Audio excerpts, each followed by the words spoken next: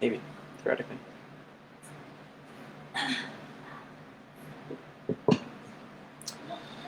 Hello, everybody.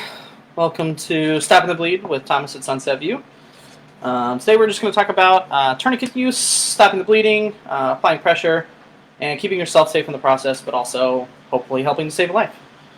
So first thing we're going to talk about is always wearing gloves. If you have the accessibility to do this, absolutely wear gloves if you can. If not, a lot of times people will tell you, and I will exactly tell you this, not to help. Give whatever you're going to give to that person, give it to them and ask them to apply pressure themselves. That way you're not exposed to a whole host of bloodborne pathogens. So always wear gloves when you're dealing with any bodily fluid that's not yours, and make sure that you're protecting yourself first and foremost, because if you don't protect yourself, you can't help other people in the long run. So always use gloves. If you can't, just give them your gauze or whatever you're going to give them, and let them apply their own pressure. So when you have your gloves on, first thing you want to know is if this is a life-threatening bleeding or not. Okay, so you want to see if this is going to be a high-flow venous bleed or an arterial bleed. Okay, so what those two things are going to look like, an arterial bleed is going to be bright red splurting blood. A high-flow venous bleed is going to be a massive amount of blood, but it's going to be flowing constantly, and it's going to be a darker color, kind of what you would normally see if you cut or scrape yourself color of blood. Okay. The next thing you want to know is what supplies you have to help treat this person. So for me, it'd be like a trauma kit, right? Do you have a trauma bag? Do you have a tourniquet? Do you have pressure dressing? Do you have gauze? If not, there are plenty of things that you could use around you. And those things could be, one suggestion I even got was like a pad, a feminine pad, or a diaper, anything that's highly absorbent and clean, okay? So those are the biggest things. You could also use like a jacket, shirt, cut up in pieces, anything like that. Okay? So clean cloth. Apply firm, steady, direct pressure. So if I'm bleeding in my arm, first thing we want to do is with that gloved hand, apply direct, firm pressure.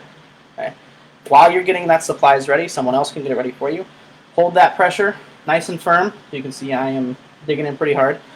Then once you have that, you'll remove your hand and apply that gauze pad directly to the wound.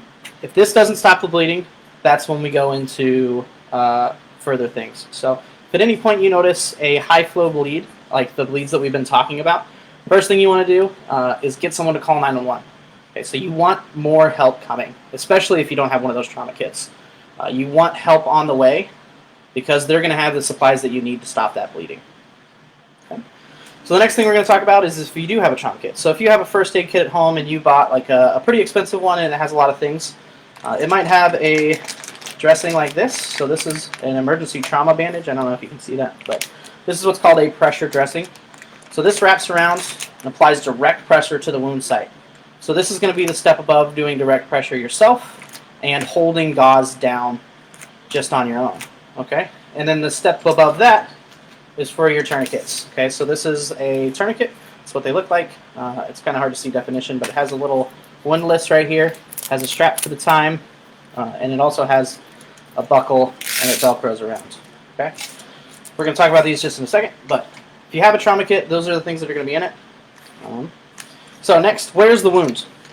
If you're seeing a lot of bleeding and it's coming from an extremity, these are the things that we want to tourniquet off. Okay? If you're seeing wounds that are coming from the head, neck, or what we call the box, the trauma area, so that's going to be your chest, your stomach, those are wounds that obviously we can't tourniquet off. So those are going to be treated just a little bit differently. So the next step is where is the wound? Okay? So if you have it what we call distally, out further from the center of your body, especially on your extremities, this is when we're going to tourniquet. So this is a tourniquet. You can use a tourniquet from a host of different things, but the easiest way to use a tourniquet is an actual tourniquet. You could use a belt, some rope, just tie it down real tight, things like a screwdriver or anything to use as your windlass. Just make sure you have something to strap it down and keep it in place. So to apply a tourniquet, first thing we're going to do, get it up and around. Apply it as tight as you can the first time, so you can see that I've got this pretty tight. and you're going to wrap it around and get that tail out of the way. Okay. Then we're going to tighten this down until we see the bleeding stop. So it's going to be very tight. It's going to be very, very uncomfortable. And you want, it's going to sound weird, but you want to cut off the pulse in that arm. So you want to have enough pressure to cut off the artery in that specific limb that you're trying to stop the bleed in. So once you get it tight enough, which this one is, you clack it into place right here, put this strap over, and write down your time.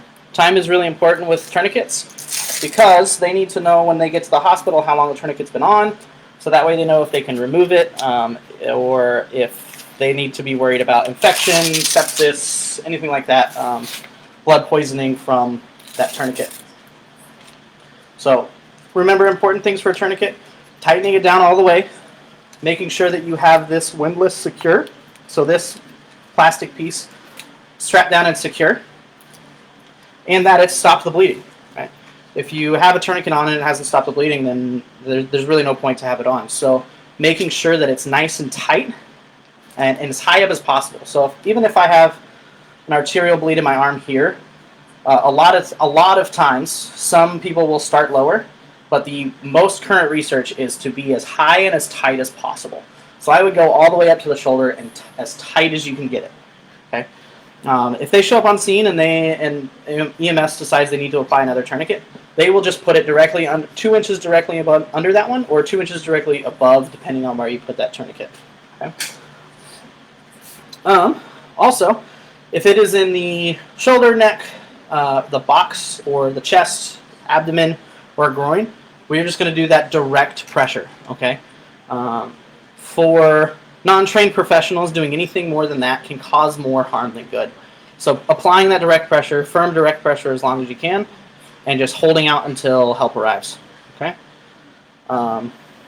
Again, tourniquets, super important thing is stopping the bleeding, writing down the time, wearing gloves, firm direct pressure, so holding down as tight as you can. That's the number one thing. If you leave anything from this video, that is the number one thing I could leave you with. Applying firm direct pressure. That will go for any injury, any bleeding in any part of the body, as long as there's more help on the way. Thanks for coming to the video. Please be sure to fill out that survey. I'm also going to post it into the comments right here. Thanks for coming to my video and checking it out. If you have any questions, feel free to message me. Thanks. Bye.